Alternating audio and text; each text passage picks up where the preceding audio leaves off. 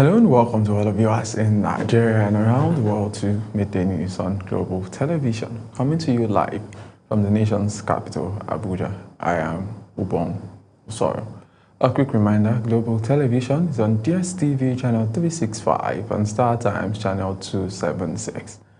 President Bola Tinubu has signed the Electoral Act 2026 amendments into law just days after the Independent National Electoral Commission released the timetable for the 2027 general elections. The signing took place at the Presidential Villa, Abuja, with principal officers of the National Assembly in attendance. The National Assembly had passed the bill on Tuesday. The amendment reignites debates over the electronic transmission of election results. In the meantime, President Bola Tinubu and German Chancellor Friedrich Merz has agreed to strengthen bilateral relations with a focus on security, power, and railway development, while also expanding cooperation in creative arts and skills training.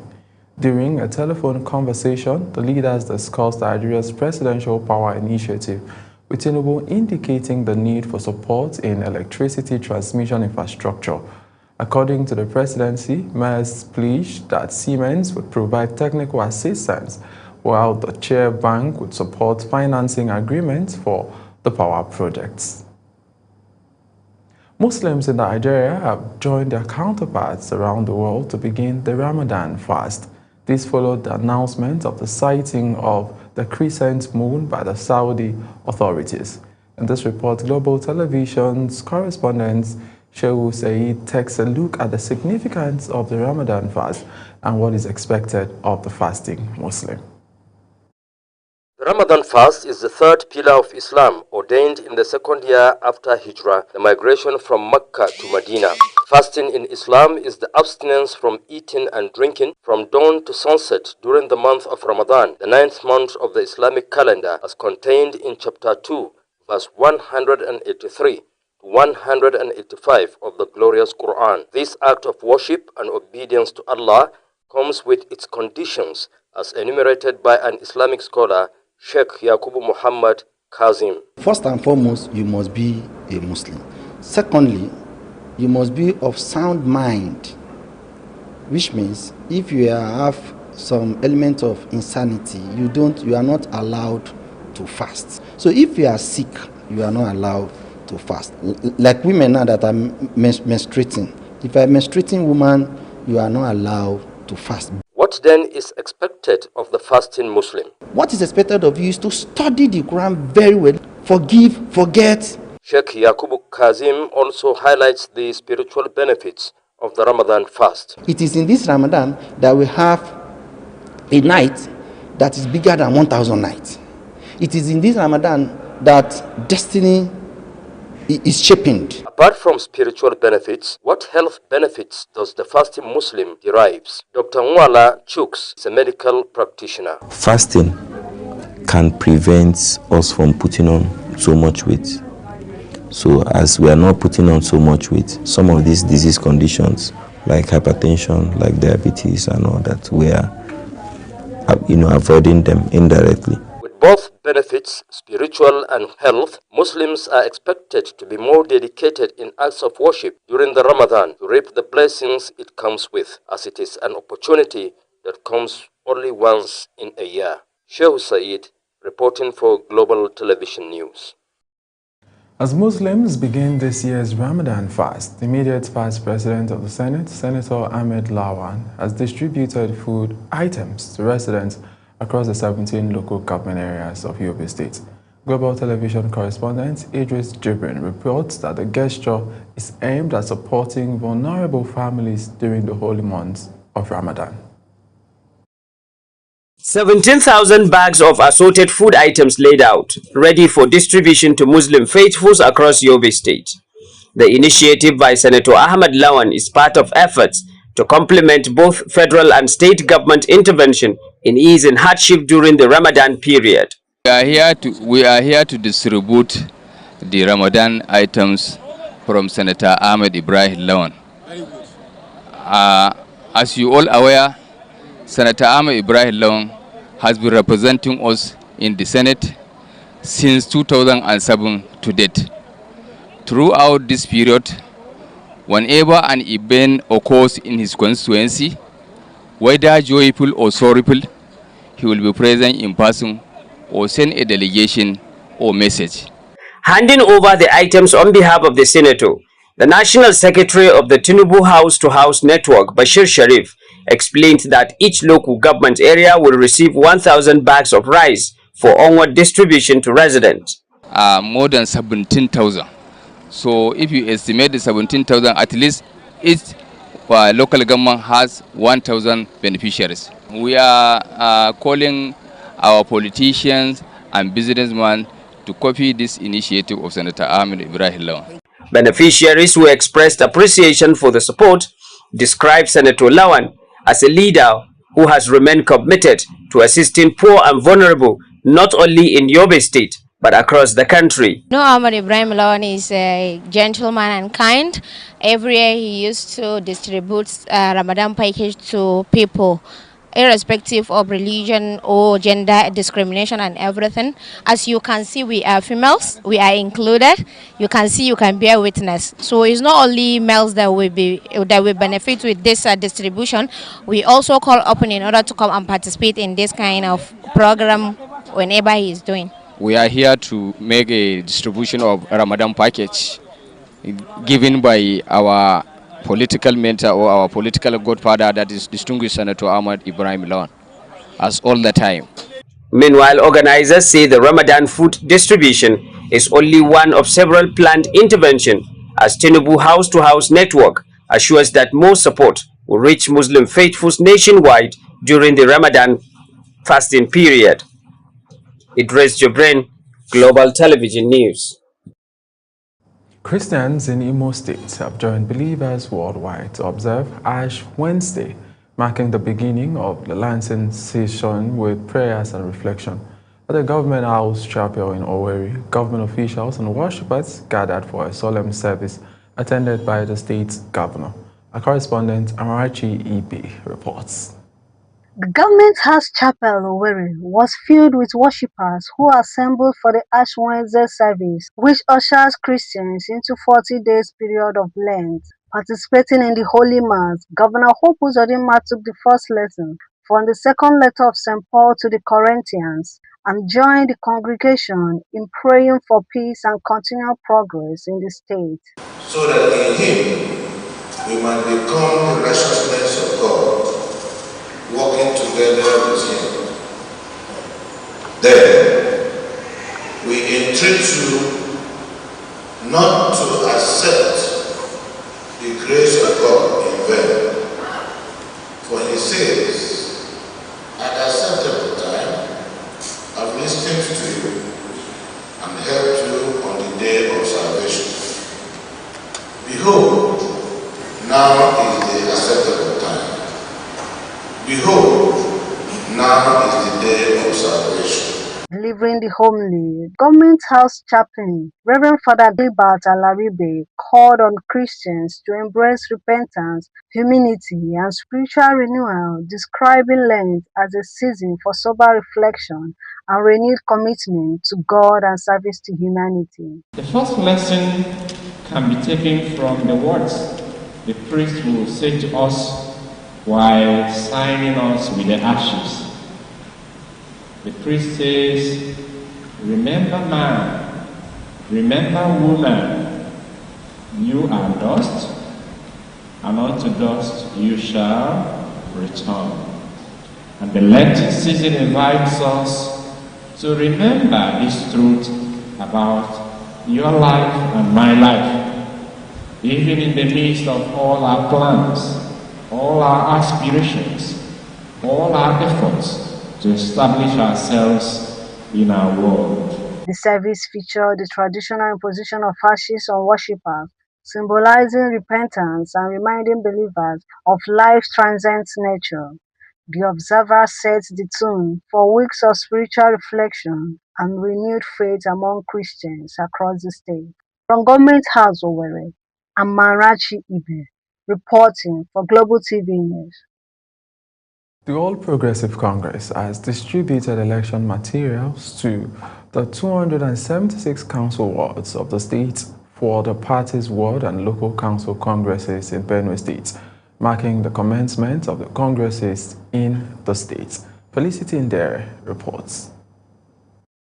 The All Progressive Congress, APC in Benue State, has commenced its ward congresses across the 276 council wards, assuring a seamless process. Chairman of the All Progressive Congress Ward and Local Government Congress Benue State conducted the disbursement exercise and addressed local council chairmen and returning officers. Yesterday we conducted a screening successfully and we handed over this form for Congress successfully without any problem. I'm thinking good thing will come out. He emphasized that the success of the exercise will further reconciliation even at grassroots and strengthening the APC for victory. Everybody with his registration, APC registration membership card and other things, everything, all criteria, they pull all the criteria and they participate fully, actively in the Congress. Thank you very much. I was sent from national headquarters to witness this Congress, and this Congress was successful. There's no any issue. Chairman of the APC in Benue State, Benjamin Omale, and the State Organizing Secretary, James Ongoga, urged party supporters to be orderly and ensure that they comply with the regulations of the National Working Committee of the ruling party. The security is guaranteed. The Excellency Executive Governor of Benue State ensure that adequate security is provided to ensure hitch-free operation throughout the whole 23 local government. Yeah, this has to go in line with the NWC guidelines. The national electoral committees from our national headquarters who are in the state to conduct the ward and local government congresses that will usher in new executives at the ward and the local government in our party. And the committees were 4 in number. One was the screening committee, another the screening appeal committee.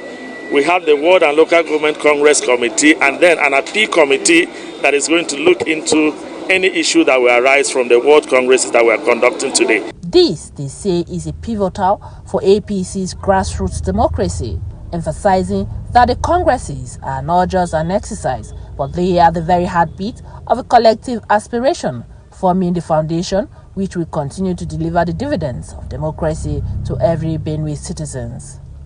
At the APC Secretariat in Makudi, Felicity Ndere reporting for Global Television News.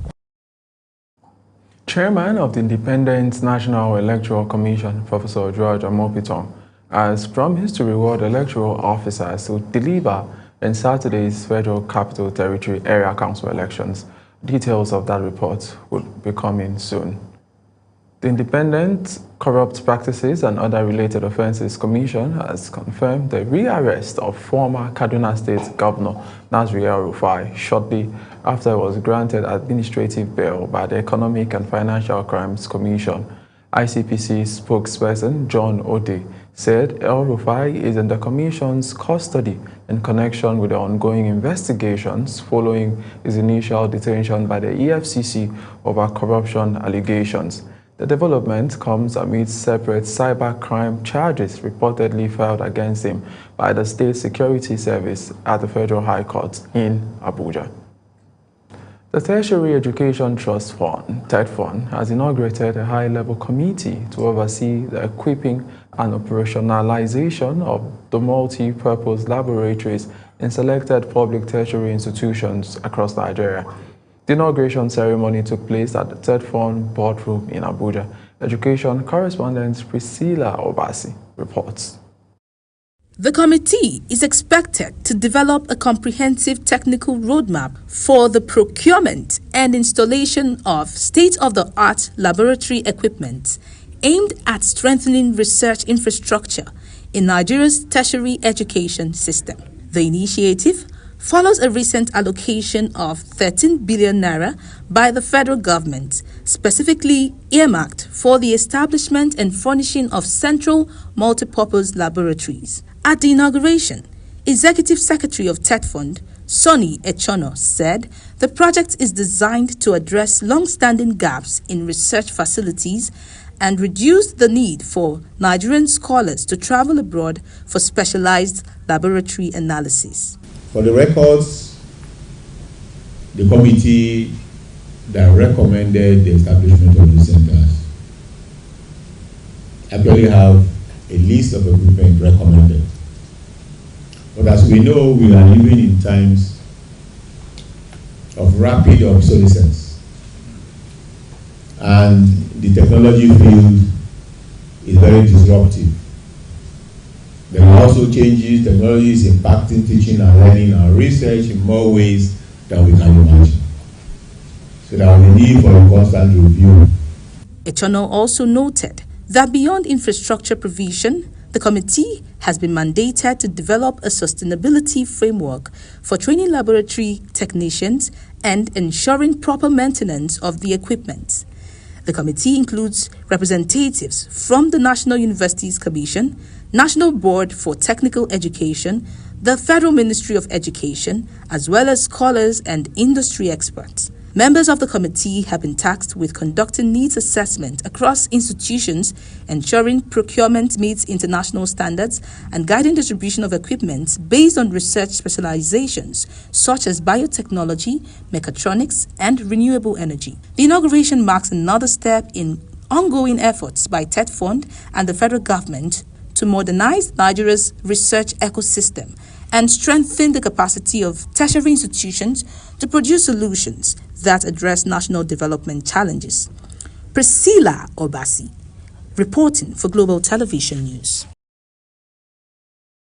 The federal government has ordered the closure of a mining site at Kampani's Wasi, local government area of Plateau State, following a gas leak that killed at least 37 miners.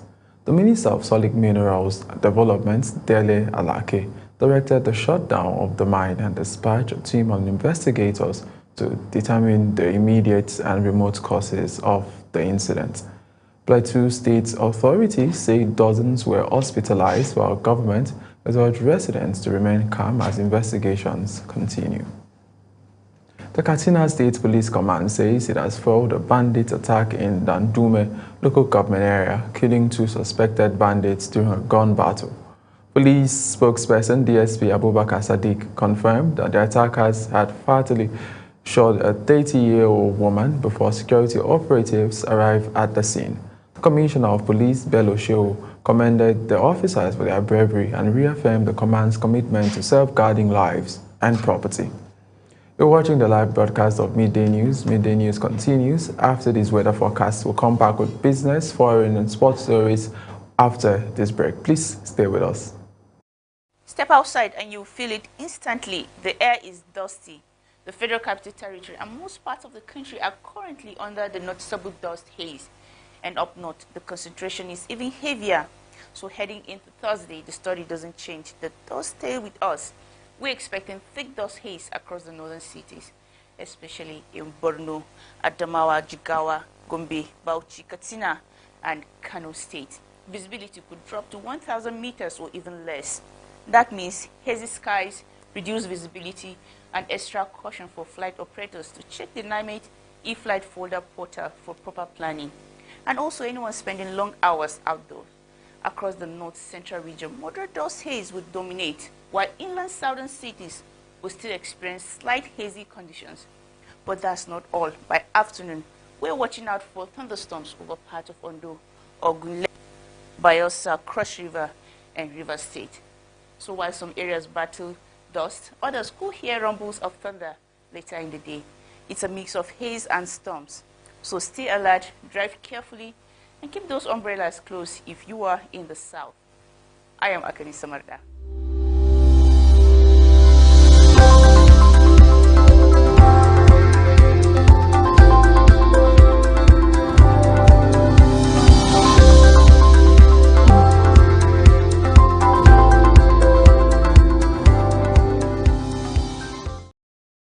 Welcome back now to business. Nigeria's debt at the World Bank International Development Association has risen to $18.7 billion as of December 31st, 2025, marking an 11.3% year-on-year increase. The latest financial data shows Nigeria is now the 3rd largest borrower in the IDA portfolio, behind Bangladesh and Pakistan, amid tightening fiscal conditions and growing reliance on concessional financing.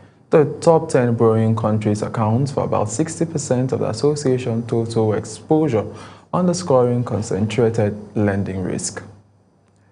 On the foreign scene, the United Nations International Children's Education Fund, UNICEF, says there are currently more than 2 million displaced people in South Sudan.